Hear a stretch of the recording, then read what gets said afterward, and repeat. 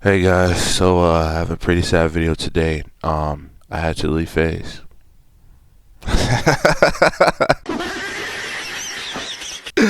Hey, no bush though, like no disrespect. But today we have why we left Faze. Now, I wasn't expecting this. I kind of was a bit on the edge, whenever I heard about PBM from the J not being a part of Faze. I was like, yo, what's going on? And then I seen these videos going around.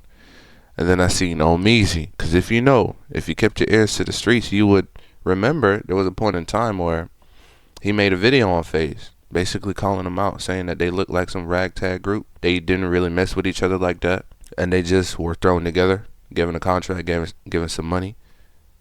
And he was basically saying that it's all fake. Now, Banks at the time came out and was like, yo, basically, ripped him a new one. And I seen his thumbnail talking about I was right about Faze, and I'm like, it's kind of like yes and no. Again, I don't even know what's going on. We finna find out, but I feel like still it wasn't some ragtag group.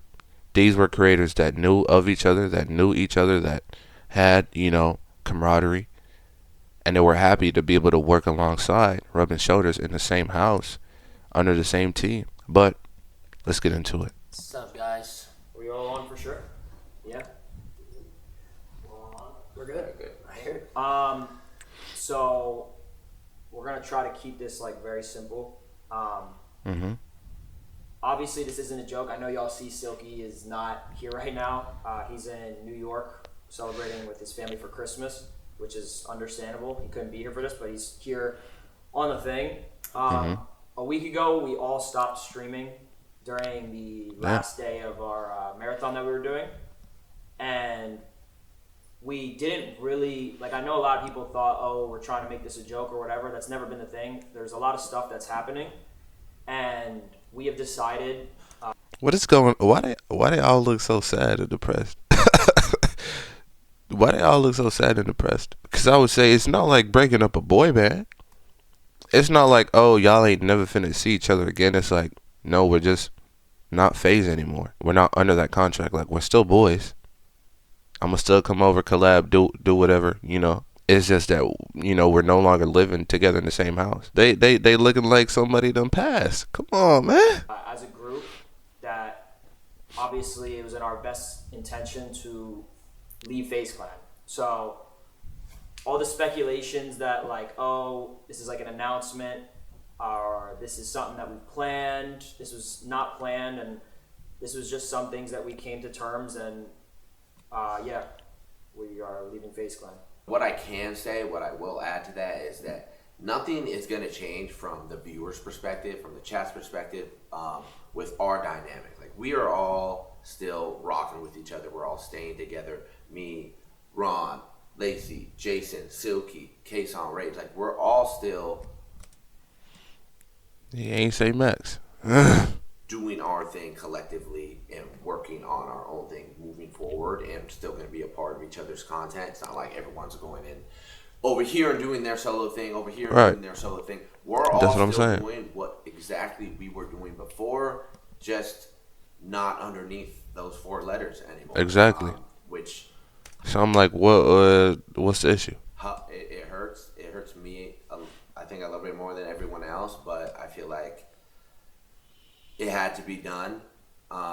It was too much of back and forth and too much stress over the months. A lot of things you guys don't know about, and I do think that this will be for the better. And that's really what it is. Yeah, that's really all I have to say on the matter. That you guys, from the viewer's perspective, nothing's gonna change. You guys are all gonna still see us together every day, doing what we do, having fun, laughing, making content. Ain't no way. Y'all see what I see? Why? Maybe this is just weird placing it, but why they got some slides under Silky's monitor? As if that nigga was, what I'm saying, right there with him. And two, this is one long couch. Y'all see what I'm seeing? 1, 2, 3, 4, 5, 6. It's like a 10 seater. You know how big of a living room you need to have a 10 seater couch? I'm low key picking up on this because I remember helping one of my family members move. Oh my gosh. They were moving from a house to an apartment. When I tell you, trying to take them couches up to the second story of their apartment, bro. Hell. So I can only imagine what it was like trying to set this motherfucker up. Best year because we can focus on purely entertaining. Yeah. Being the best version of ourselves.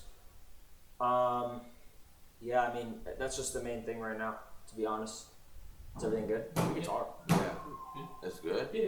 Yeah. I know you people expect us to come on here and, you know, the whole internet's filled with drama and hate right now, and we're not going to feed into that or give any attention to it. We just want to move forward as a unit and keep it pushing and just stick together. You know, this whole thing we're not going to let it tear us apart. This thing has made us stronger. We've sat here for hours just hanging out, talking, chilling. It's strengthened It's our honestly friendships. made us better. Yeah, it really has. It truly has. For days, months, like before the Minecraft marathon, before the subathon, we were dealing with this exact shit, and it was kind of building up and building up and building up. And recently, I guess you could say it was the straw that broke the camel's back, where we were all like, all right, it's time. And it sucks. Yeah, it sucks for me. I grew up a huge Faze fan, loving Faze, got to be a part of Faze, every era of it, woo woo woo, whatever. And I mean, at least I could say that I tried, that we all tried,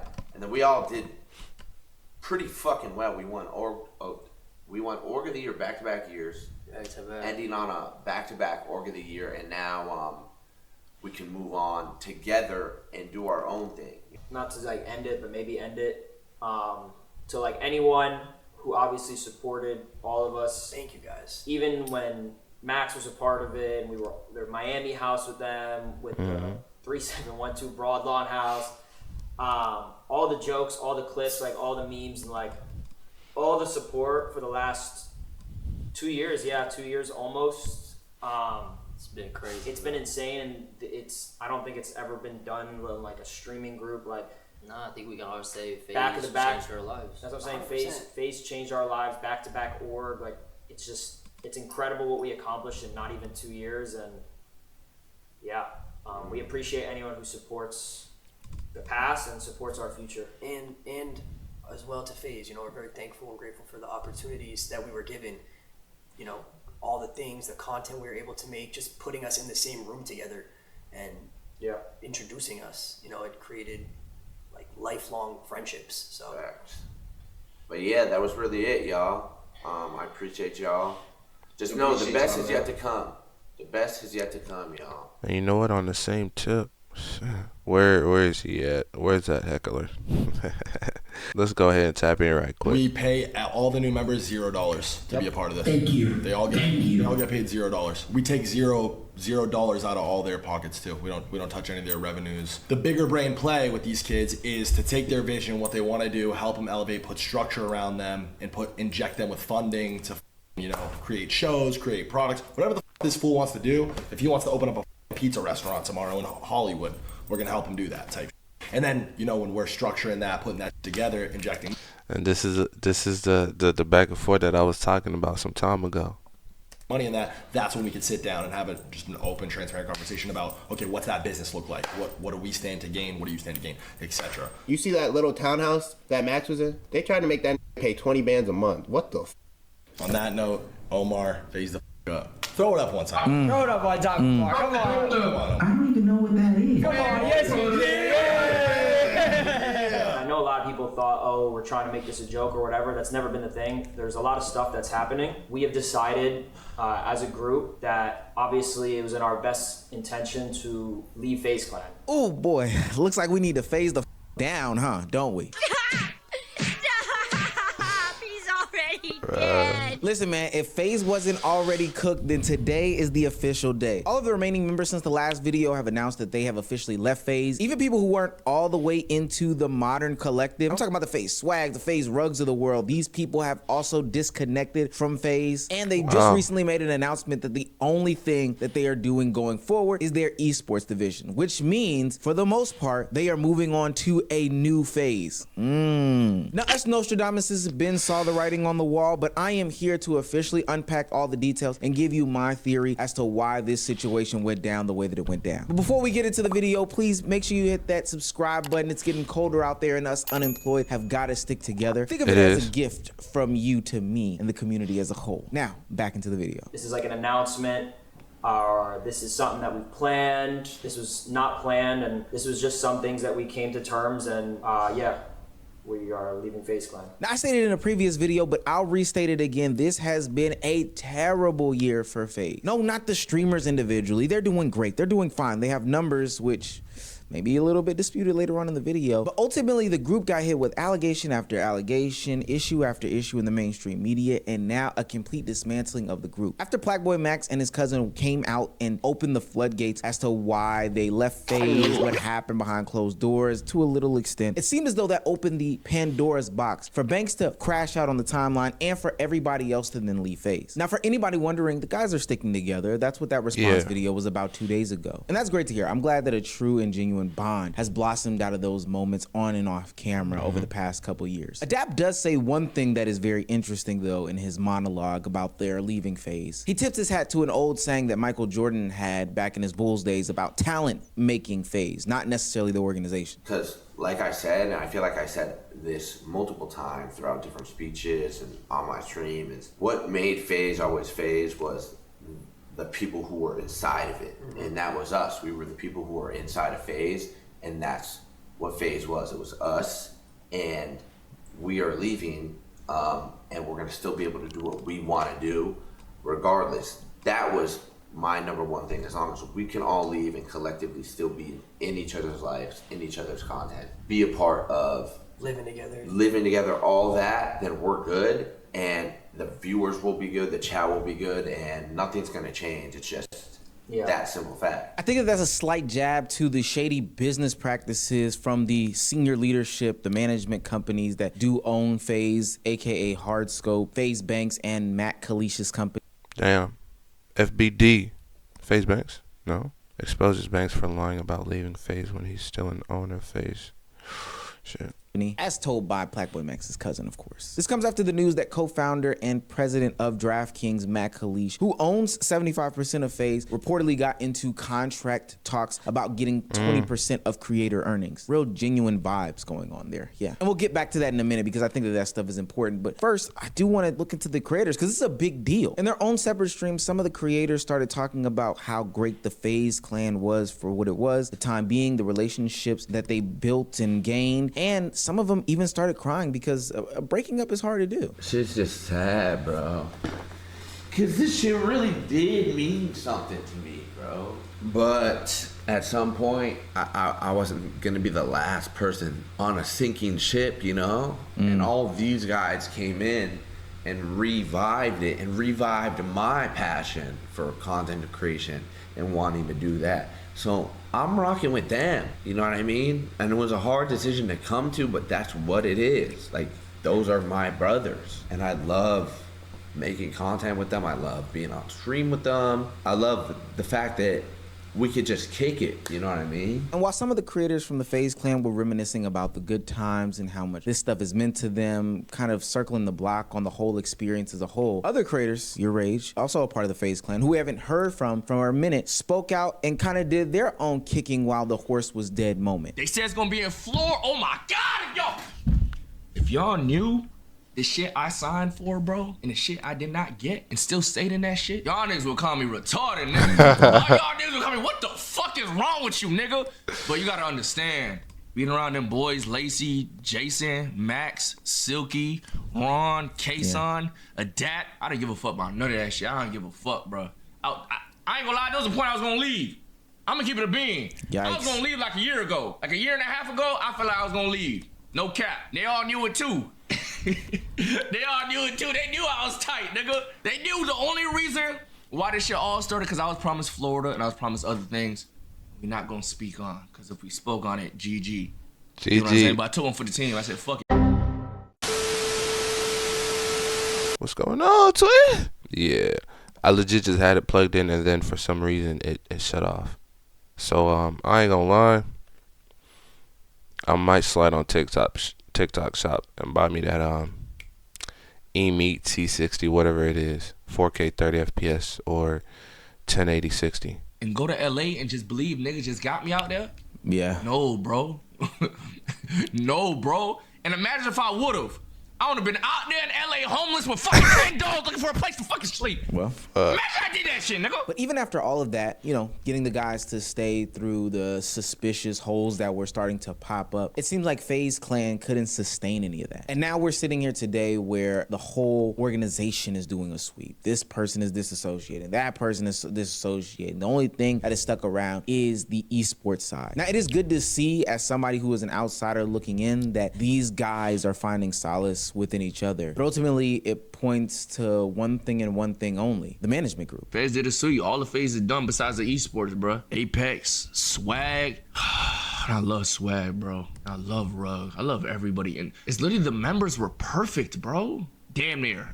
I know that some niggas dropped because of some controversial shit.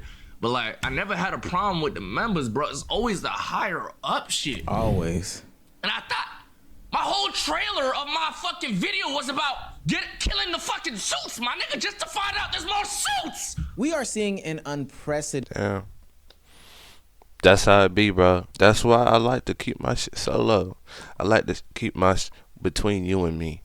You know what I'm saying? Even to a degree, you know, even if I were to have an editor, stuff like that, it's not like what these people are going through, but it's like, it's always a different ball game where you kind of put, you know, your level of creativity and expression, put it in someone's hands in exchange for, you know, money, a house, opportunity. It's like, bro, we even see it in the rap game more and more often. People are like, you know, F a label. I'm gonna stay solo. I'm gonna stay independent. And it's, you know, it's a good and a bad thing because there's a lot of organizations, a lot of labels, a lot of companies, suits, as Rage said, that are, you know, all they looking at is the green, bro. That's all they care about, is the green. And they will jeopardize, get over, abuse, and do whatever it is that they have to do to maintain the green. Gotta be careful out there, man. You really do.